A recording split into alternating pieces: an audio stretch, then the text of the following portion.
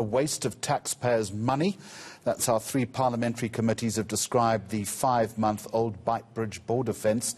They say the new fence, commissioned to keep the South African border safe during COVID-19, is more useless than the secondary 37-year-old fence. The Public Works Director General Sam Vukela is one of 14 officials that's been suspended for the mess, but he's hitting back at the Minister, Patricia de Lille. Let's make some sense of this. Joining us on that story is parliamentary reporter Lindsay Dentlinger. Why do MPs, Lindsay, good afternoon to you, think then that the 40 million rand fence is a waste of money?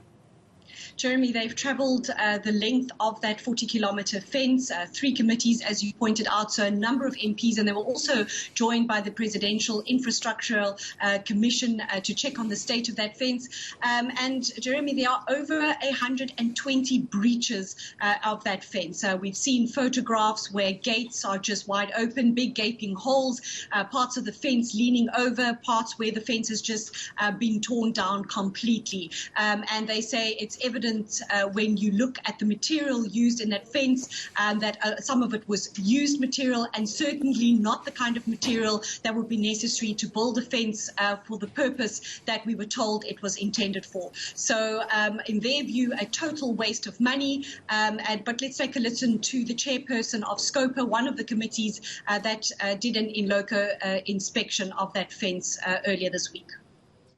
From observation and from consultations on site with the SIU and the PICC, the fence is certainly not fit for purpose, and its procurement is consistent not with the law but with corruption. So, Lindsay, I'm sure Donald Trump would say it's a perfect fence, but what is Minister Patricia de Lille saying? And I wonder what the next step is. Certainly not a perfect fence for Donald Trump, Jeremy, but the officials are of the view, and the committee members are of the view, that instead of building this new fence, Patricia de Lille should have rather looked at renovating and refurbishing that 37-year-old, what was formerly an electric fence, saying that it's in better condition than this new one. We've been struggling to get hold of Patricia de Lille for more than 24 hours now. We understand from her officials she is really knee-deep dealing with officials and vast corruption in her department. Safe to say that we know, Jeremy, she's saying she has already initiated the process against these 14 officials to deal with corruption related to this fence. And we should also point out that the committee are also concerned that Patricia herself might have jumped the gun when she issued the directive to have this fence built very hastily in March. It was built within 30 days, and they say maybe the minister didn't follow procedure when she commissioned that fence, but we're still waiting to hear from Patricia de Lille exactly what's going to be done, because as committee members have pointed out, there is no maintenance contract in place, so we don't know who will come along to fix that fence that already has 120 breaches. Let's take a listen to the SCOPA chairperson again.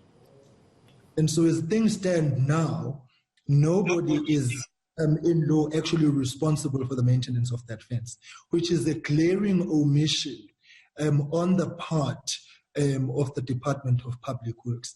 And precisely because of the speed with which they were moving, the most important things fell by the wayside. The ministerial directive having been invoked, which of course the minister is entitled to do, but it's the content and the actioning of that ministerial directive which is a problem. We'll continue chasing down Patricia de Lille. The report from Lindsay Dentlinger in Cape Town.